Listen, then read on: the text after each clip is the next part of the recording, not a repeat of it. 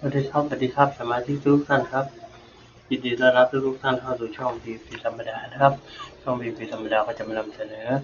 หุ้นนิกเกิเช้านะครับหุ้นนิกเกิเช้าของวันที่20นะ20นะครับ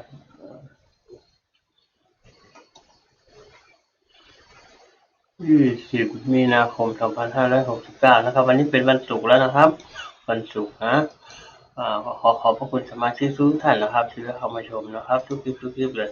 ฝากกดติดตามด้วยนะครับกดติดตามกดถูกใจนะแล้วกดแชร์ด้วยนะครับเอามาชมเลขกันเลยดีกว่าเนาะครับรอบเช้านะครับ9:30นะหุ้นนิกเกิก็คือหุ้นจากประเทศญี่ปุ่นนะจะมีให้ชมทุกๆวันจันทร์ถึงวันศุกร์นะครับเสาร์อาทิตย์หยุดนะ0กับ1นะครับ05 06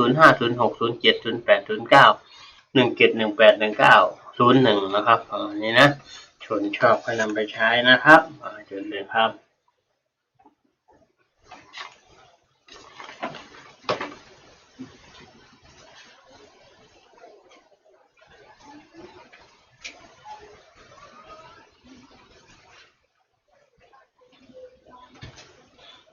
จดไปด้วยนะครับจดไปด้วยนะเดี๋ยวจะสวดมนต์เล่นๆไปนะครับอิติปิโสภะคะวะอะระหังวัตโสภะคะวะอิติปิโสภะคะวะสัมมาสัมพุทโธวัตโสภะคะวะอิติปิโสภะคะวะวิชาจรณะสัมปันโนวัตโสภะคะวะอิติปิโสภะคะวะทุกขโตวัตโสภะคะวะอิติปิโสภะคะวะโลภวิทูวัตโสภะคะวะอะระหังตังสรณังคัจฉามิอรหันตังติลสารมามิอรหันตังเตระสานามิสัมมาสัมพุทธังสรณังคัจฉามิสัมมาสัมพุทธังเตระสานามิวิชาจารณังสัมมานังสรณังคัจฉามิวิชาจารณังสัมมานังเตระสานามิสุขตังสรณังคัจฉามิสุขตังเตระสานามิโลกวิทังสรณังคัจฉามิโลกวิทังเตระสานามิอิติปิโสภะคะวะอนุตตโรวัตโตภะคะวะอิติปิโสภะคะวะปุริสธรรมสารสีวัตโตภะคะวะอิติปิโสภะคะวะอิติปิโสภะคะวะสัทธาเทวมนุสสนังวัตโตภะคะวะอิติปิโสภะคะวะพุทโธวัจโตภะคะวะ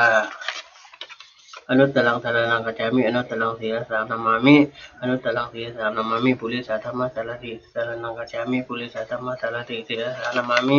สัทธาเทวมนุสสนังสารนังกัจฉามิสัทธาเทวมนุสสนังศีลสารนามามิพุทธังสารนังกัจฉามิพุทธังศีลสารนามามิอิติปิโสภะคะวะรูปขันโธนิจจลักขณปรมิจสัมปันโนอิติปิโสภะคะวะอิติปิโสภะคะวะเวทนาขันโธนิจจลักขณปรมิจสัมปันโนอิติปิโสภะคะวะอิติปิโสภะคะวะอิติปิโสภะคะวะสัญญาขันโธนิจจลักขณปรมิจสัมปันโนอิติปิโสภะคะวะอิติปิโสภะคะวะ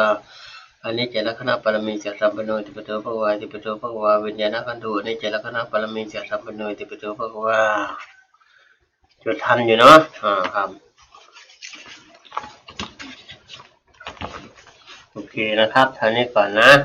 ขอให้ทุกท่านร่ำรวยๆนะครับร่ำรวยๆครับครับสวัสดีครับ